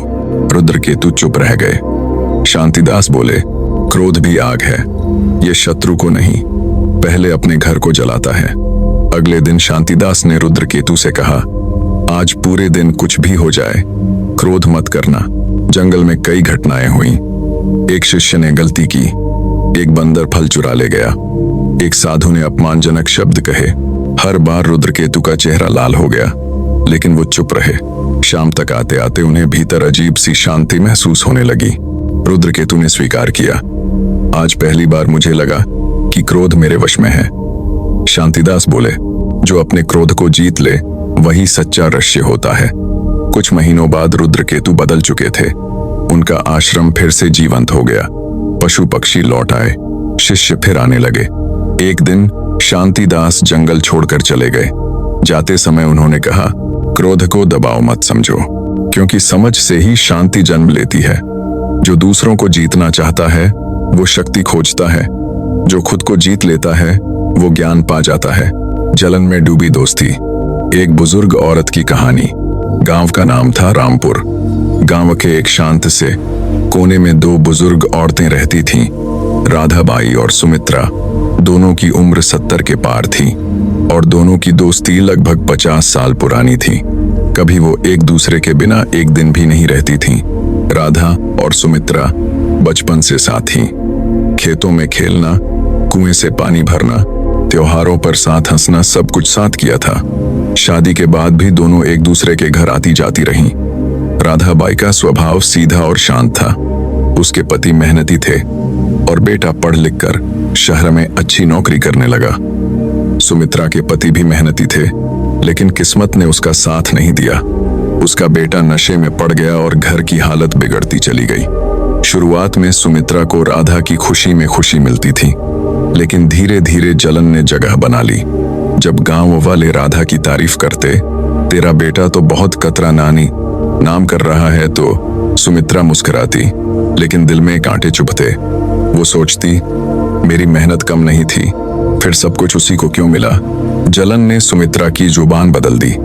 वो दूसरों से कहने लगी, शहर की नौकरी में क्या रखा है, कौन जानता है कब छूट जाए, या फिर राधा को घमंड हो गया है। राधाबाई यह सब सुनती पर चुप रहती। वो दोस्ती टूटने नहीं देना चाहती थी। एक दिन राधा के बेटे की शादी तय हुई। पूरे गांव में खुशी थी। सुमित्रा को बुलाया गया, लेकिन वो नहीं गई। उसने बहाना बना दिया, तबीयत ठीक नहीं। असली वजह जलन थी। समय बीतता गया, सुमित्रा और अकेली होती गई। लोग उसकी कड़वी बातों से दूर रहने लगे। राधा भी धीरे धीरे उससे मिलना कम करने लगी। एक रात सुमित्रा बहुत बीमार पड़ गई। कोई पास नहीं था। उसे पहली बार अपनी गलती का एहसास हुआ। मैंने अपनी ही दोस्ती जला दी। राधाबाई को खबर मिली तो वह दौड़ी आई। सुमित्रा ने रोते हुए कहा, मैं तुझसे जलने लगी थी राधा, इसलिए दूर हो गई। राधा ने उसका हाथ थाम लिया। जलन ने तुझे बुरे लगा, मुझसे नहीं, खुद से दूर किया। कुछ दिनों बाद सुमित्रा चल बसी। राधाबाई की आंखों में आंसू थे, लेकिन दिल में शांति की। आखिरी समय में दोस्ती फिर जुड़ गई। जो दोस्त जलने लगता है, वो सबसे पहले खुद को खो देता है। शहर के किनारे एक छोटा सा गांव था, शांतिपुर। नाम के विपरीत वहां रहने वाले ज्यादातर लोग मन की अशांति से भरे रहते थे। उसी गांव में एक छोटी सी झोपड़ी में रहती थी शांति अम्मा। उम्र लगभग 75 साल, शरीर कमजोर, लेकिन चेहरा हमेशा शांत और आंखों में अजीब सी ठंडक। गांव के लोग अक्सर कहते थे, इतनी गरीबी में रहकर भी ये औरत मुस्कुराती कैसे है। उसी गांव में एक आदमी रहता था, रमेश। उम्र 40 साल। उसके पास घर था, नौकरी थी, परिवार था, लेकिन मन में शांति नहीं थी। वो हर बात को बहुत ज्यादा सोचता था। रात को सोते समय वो सोचता, कल बॉस ने ऐसा क्यों कहा, अगर नौकरी चली गई तो क्या होगा, बच्चों का भविष्य कैसा होगा। सोचते सोचते उसकी नींद उड़ जाती। एक शाम रमेश ने देखा कि शांति अम्मा मंदिर के पास चुपचाप बैठी हैं। उनके चेहरे पर गजबकी शांति थी। रमेश से रहा नहीं गया। उसने पूछा, अम्मा, आपके पास तो कुछ भी नहीं है, फिर भी आप इतनी शांत कैसे रहती हो। शांति अम्मा मुस्कुराईं। बेटा, क्योंकि मैं जरूरत से ज्यादा नहीं सोचती। रमेश को लगा कि अम्मा शायद दुनिया देखी ही नहीं। तब शांति अम्मा ने अपनी कहानी सुनानी शुरू की। मैं भी कभी बहुत सोचती थी। उन्होंने कहा, पति जल्दी चल बसे, 2 बच्चे बीमारी में मर गए, एक बेटा शहर गया और फिर लौट कर नहीं आया। रमेश चौंक गया। फिर आप टूटी क्यों नहीं? अम्मा बोली, टूटने से क्या मिलता, जो हाथ में नहीं उसके लिए रोना छोड़ दिया। शांति अम्मा ने मिट्टी उठाकर कहा, देख बेटा, ये मिट्टी आज है, कल उड़ जाएगी। हम भी ऐसे ही हैं, फिर इतनी चिंता क्यों? उन्होंने रमेश को 3 बातें सिखाई। जो बदल नहीं सकता उसे स्वीकार करो, जो बदल सकता है उस पर मेहनत करो, बाकी सब भगवान पर छोड़ दो। रमेश धीरे धीरे अम्मा से मिलने लगा। उसने सोचना कम किया, जीना शुरू किया। अब वो हर बात को सिर पर नहीं चढ़ाता। नौकरी वही थी, परेशानियां वही थीं, लेकिन मन हल्का हो गया था। एक दिन शांति अम्मा चुपचाप इस दुनिया से चली गईं। उनकी झोपड़ी खाली थी, लेकिन गांव के बहुत से दिल भरे हुए थे। रमेश ने उनकी झोपड़ी के बाहर लिखा, यहाँ एक ऐसी बुजुर्ग औरत रही जिसके पास कुछ नहीं था, लेकिन वो शांति बांट गई।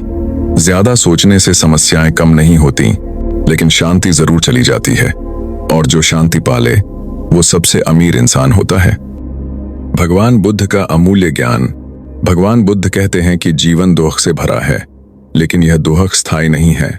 दुख का कारण हमारी इच्छाएं, लालसा और अज्ञानता है। जब मनुष्य आवश्यकता से अधिक चाहता है, तब वह अशांति, क्रोध और ईर्ष्या का शिकार हो जाता है। सच्चा सुख बाहर नहीं, बल्कि अपने भीतर छिपा होता है। बुद्ध सिखाते हैं कि जो व्यक्ति वर्तमान में जीना सीख लेता है, वही वास्तव में शांत रहता है। बीते हुए कल की चिंता और आने वाले कल का भय दोनों ही मन को कमजोर बनाते हैं। वर्तमान क्षण ही सत्य है, बाकी सब भ्रम है। जो व्यक्ति वर्तमान को स्वीकार करता है, वही जीवन के रहस्य को समझ पाता है। भगवान बुद्ध का कहना है कि क्रोध एक जलती हुई आग है जो सबसे पहले स्वयं को ही जलाती है। क्रोध को शांत करना ही सबसे बड़ा तप है। जो दूसरों को क्षमा कर देता है वही वास्तव में शक्तिशाली होता है।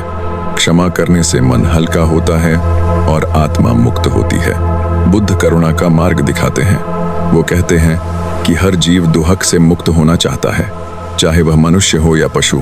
इसलिए किसी भी जीव को कष्ट देना स्वयं अपने ही मन को कष्ट देने जैसा है। करुणा से भरा हृदय ही सच्चा धर्म है।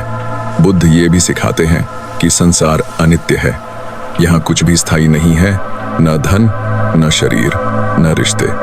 जो इस सत्य को समझ लेता है वह मोह और भय से मुक्त हो जाता है। परिवर्तन को स्वीकार करना ही बुद्धिमत्ता है।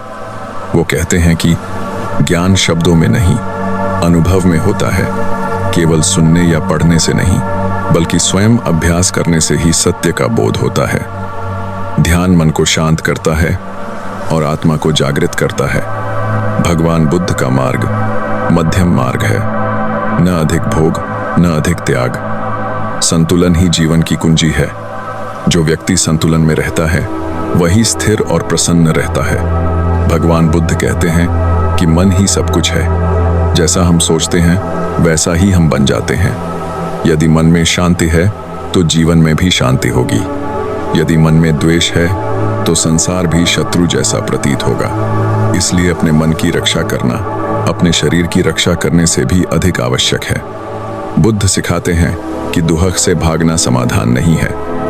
दुहक को समझना और स्वीकार करना ही मुक्ति का मार्ग है। जब हम अपने दुहक को बिना विरोध के देखते हैं तब वह धीरे धीरे कमजोर हो जाता है। दुहक हमें जीवन का सत्य सिखाने आता है, शत्रु बनकर नहीं। भगवान बुद्ध यह भी कहते हैं कि आसक्ति ही बंधन है। जब हम किसी व्यक्ति, वस्तु या विचार से अत्यधिक जुड़ जाते हैं तब उसके खो जाने का भय हमें सताने लगता है। प्रेम करो लेकिन बंधन मत बनाओ। प्रेम में स्वतंत्रता होनी चाहिए, अधिकार नहीं। वो सिखाते हैं कि मौन भी एक महान शिक्षा है। हर प्रश्न का उत्तर शब्दों में नहीं होता। कभी कभी मौन में बैठकर अपने भीतर झांकना ही सबसे बड़ा ज्ञान बन जाता है। जो स्वयं को सुनना सीख लेता है उसे बाहर कुछ सुनने की आवश्यकता नहीं रहती। भगवान बुद्ध कहते हैं कि धैर्य सबसे बड़ा बल है। जो व्यक्ति कठिन समय में भी शांत रहता है वही सच्चा विजेता है। जल्दबाजी में लिया गया निर्णय अक्सर दुहक देता है, जबकि धैर्य से लिया गया निर्णय जीवन को सरल बना देता है।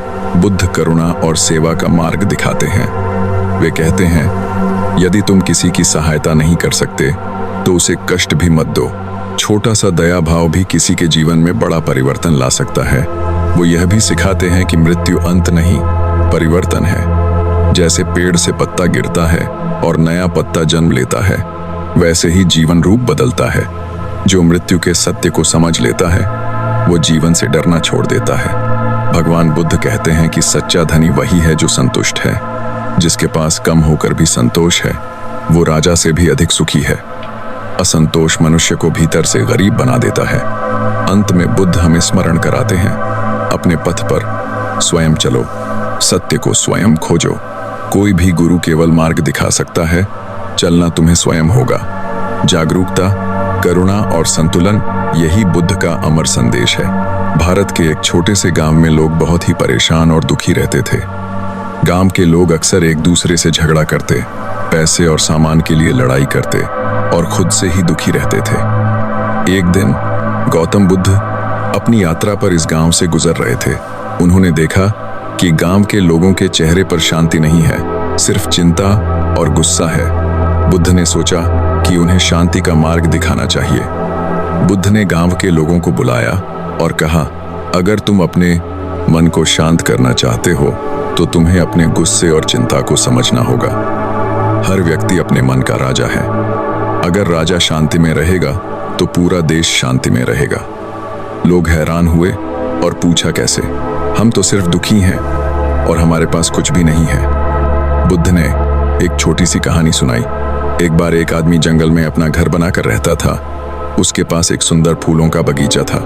एक दिन एक शेर उसके बगीचे में घुस आया और फूल तोड़ने लगा। आदमी गुस्सा हो गया और शेर पर पत्थर फेंका, पर शेर भाग गया। आदमी ने देखा कि उसका गुस्सा कम नहीं हुआ बल्कि और बढ़ गया। फिर उसने अपना मन शांत किया, शेर को माफ किया और फूलों को संभाला। तब उसके मन में सच्ची शांति आई। बुद्ध ने समझाया, जब तुम दूसरों के दुख को समझकर और अपने गुस्से को छोड़कर जियोगे तभी तुम्हें सुख और शांति मिलेगी। सुख बाहर से नहीं, अंदर से आता है। लोग धीरे धीरे समझने लगे और उनके मन शांत होने लगे। धीरे धीरे पूरा गांव शांत और खुशहाल हो गया और तब से लोगों ने हमेशा अपने गुस्से और चिंता को समझने और शांत रहने की कोशिश की। एक गांव में दो पड़ोसी रहते थे। एक बहुत गरीब था और दूसरा बहुत अमीर। गरीब आदमी हमेशा मेहनत करता, लेकिन उसके पास बहुत कम था। अमीर आदमी के पास बहुत सारी दौलत थी, लेकिन वह हमेशा चिंता में रहता और दूसरों से जलता रहता। एक दिन दोनों गांव के लोग बुद्ध से मिलने गए और पूछा, महान संत, हम शांति और संतोष कैसे पा सकते हैं? हम में से कोई भी खुश नहीं है। बुद्ध मुस्कुराए और दोनों को एक झील के किनारे ले गए। वहां उन्होंने दो पात्र रखे, एक बड़ा और एक छोटा। बुद्ध ने कहा, अब तुम दोनों इसमें पानी डालो। गरीब आदमी ने अपनी छोटी सी बाल्टी में पानी भरा, अमीर आदमी ने अपनी बड़ी बाल्टी में पानी भरा।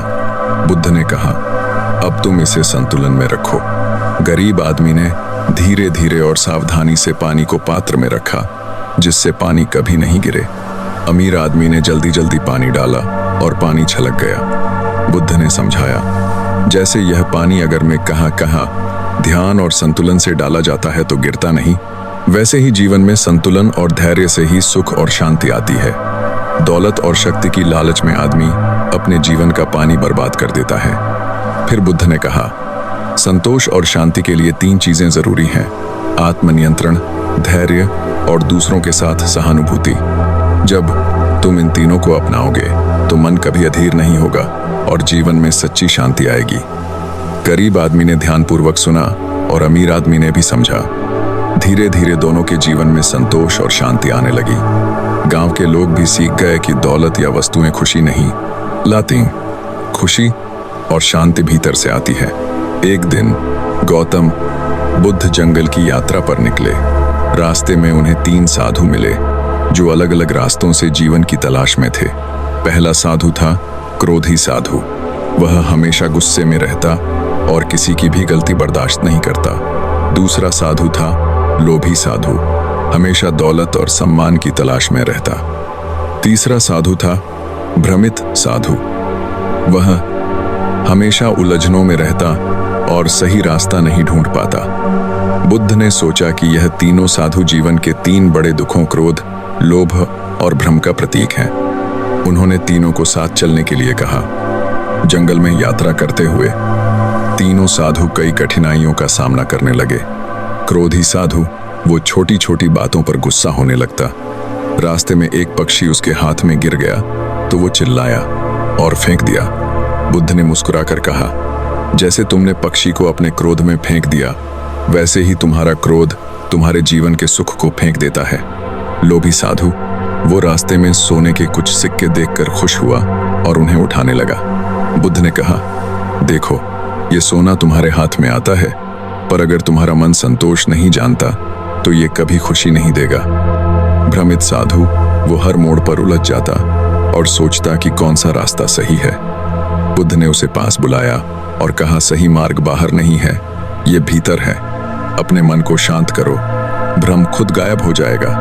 रात को जब सबने जंगल में एक बड़े पेड़ के नीचे विश्राम किया, बुद्ध ने तीनों साधुओं से कहा, सच्ची शांति पाने के लिए तुम्हें तीन बातें समझनी होंगी। क्रोध को छोड़ दो, यह तुम्हें अंदर से जलाता है। लोभ को त्याग दो, यह कभी संतोष नहीं देता। भ्रम से परे देखो, तुम हमेशा शांति में रहोगे। तीनों साधु धीरे धीरे बुद्ध की बातें समझने लगे। उन्होंने अपने क्रोध, लोभ और भ्रम को त्यागना शुरू किया। कुछ दिनों बाद जब वो गांव लौटे तो तीनों साधु अलग ही व्यक्ति बन चुके थे। उनका मन शांत था, चेहरा खुश था और उन्होंने दूसरों की मदद करना शुरू कर दिया।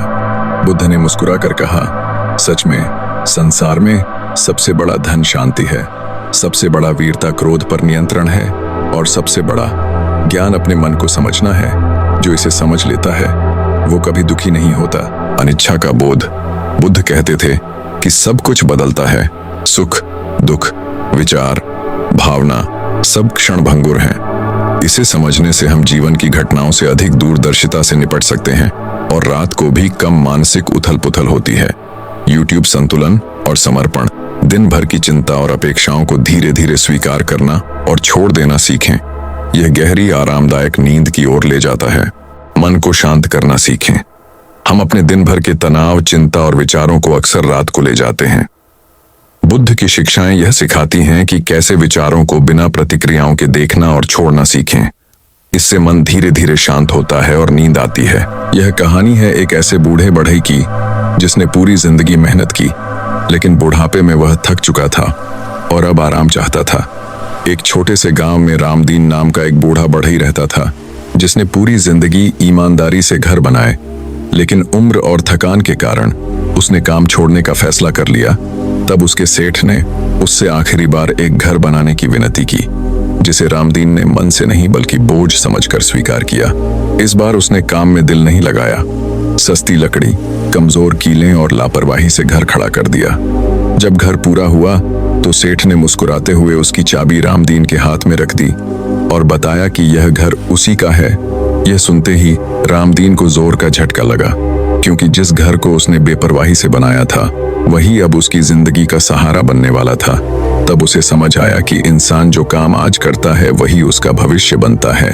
अगर हम अपने हर काम को पूरी ईमानदारी और दिल से करें तो हमारी जिंदगी मजबूत बनती है, और अगर लापरवाही करें तो पछतावा ही हाथ लगता है। यही इस कहानी की सबसे बड़ी सीख है कि जिंदगी में कोई भी काम छोटा या आखिरी समझकर नहीं, बल्कि अपना भविष्य समझकर करना चाहिए।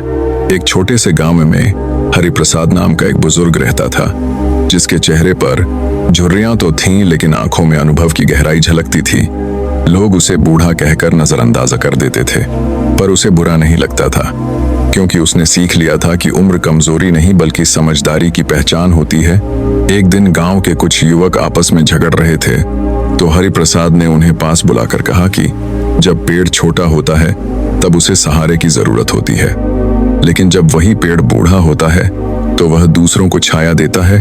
उसकी बात सुनकर युवकों को एहसास हुआ कि बुजुर्गों का अनुभव अनमोल होता है। तब से गांव में हरिप्रसाद को सम्मान मिलने लगा और सबने समझ लिया कि बुढ़ापा बोझ नहीं बल्कि जीवन का सबसे मूल्यवान संदेश होता। बहुत समय पहले की बात है।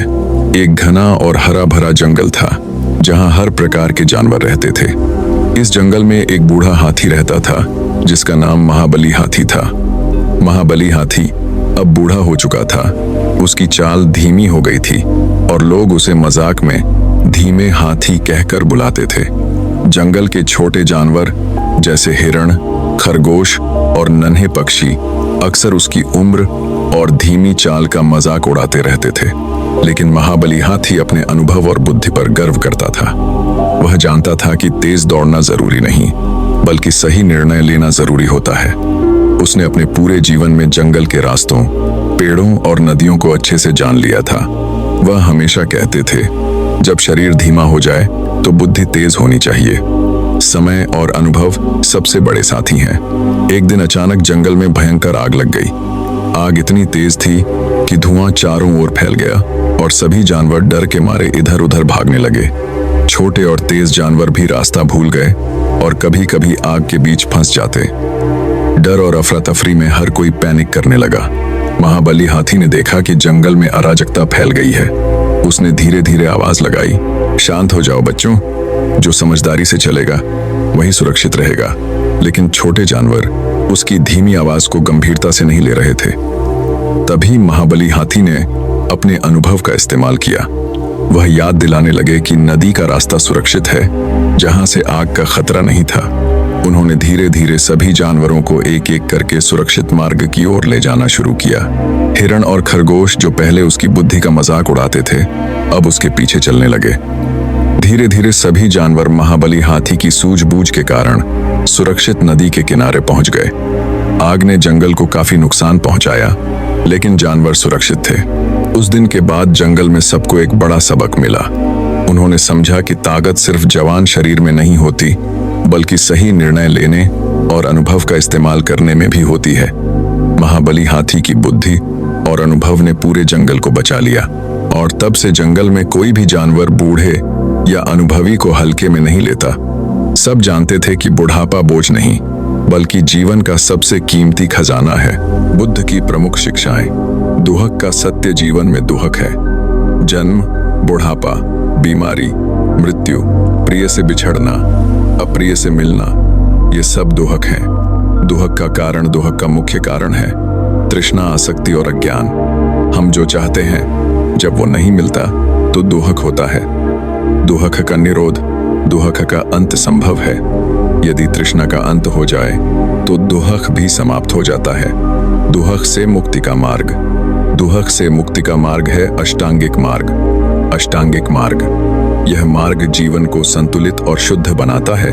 सम्यक दृष्टि, सही सोच और समझ, सम्यक संकल्प, शुद्ध इरादे, सम्यक वाणी, सत्य और मधुर वचन, सम्यक कर्म, हिंसा रहित कर्म, सम्यक आजीविका, ईमानदार जीवन यापन, सम्यक प्रयास, बुरे विचारों से दूर रहना, सम्यक स्मृति, जागरूकता और सजगता, सम्यक समाधि, ध्यान और एकाग्रता, मध्यम मार्ग।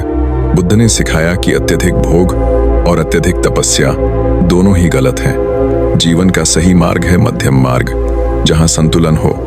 वीणा का तार बहुत ढीला हो तो सुर नहीं निकलता, और बहुत कसा हो तो टूट जाता है। अहिंसा और करुणा बुद्ध की सबसे महान शिक्षा है। अहिंसा और करुणा। उन्होंने कहा, सब प्राणी सुख चाहते हैं जैसे तुम सुख चाहते हो, इसलिए किसी को दुख मत दो। करुणा केवल दूसरों के लिए नहीं, बल्कि अपने लिए भी आवश्यक है। अनित्यता का सिद्धांत।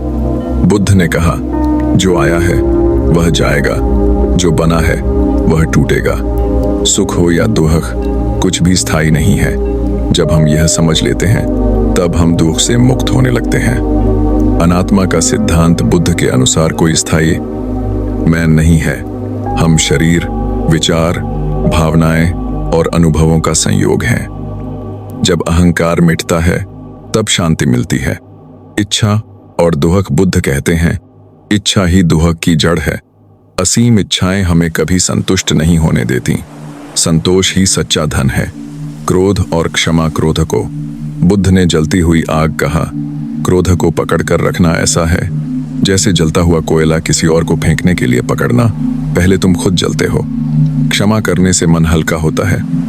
मौन और ध्यान। बुद्ध ने मौन को बहुत महत्व दिया। मौन में ही आत्मज्ञान होता है। ध्यान से मन शांत होता है, विचार नियंत्रित होते हैं, सत्य का अनुभव होता है। सही समय। वर्तमान क्षण। बुद्ध कहते हैं, अतीत को मत ढो, भविष्य की चिंता मत करो, वर्तमान में जागृत रहो।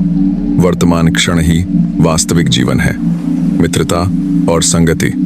बुद्ध ने कहा, अच्छे मित्र पूरे आध्यात्मिक जीवन के बराबर होते हैं। जैसी संगति वैसा मन। मृत्यु का सत्य। बुद्ध मृत्यु से डराते नहीं, बल्कि समझाते हैं। मृत्यु जीवन का अंत नहीं, बल्कि परिवर्तन है। जो मृत्यु को समझ लेता है वो जीवन को गहराई से जीता है। निर्वाण का अर्थ है इच्छाओं का अंत, अज्ञान का अंत, दुहखा का अंत। निर्वाण कोई स्थान नहीं, बल्कि एक अवस्था है। बुद्ध का संदेश आज के जीवन के लिए। आज की भागदौड़ भरी दुनिया में बुद्ध की शिक्षाएं और भी जरूरी हैं। तनाव से मुक्ति, क्रोध पर नियंत्रण, मानसिक शांति, संतुलित जीवन। बुद्ध के अमूल्य वचन। हजारों लड़ाइयां जीतने से अच्छा है स्वयं को जीतना।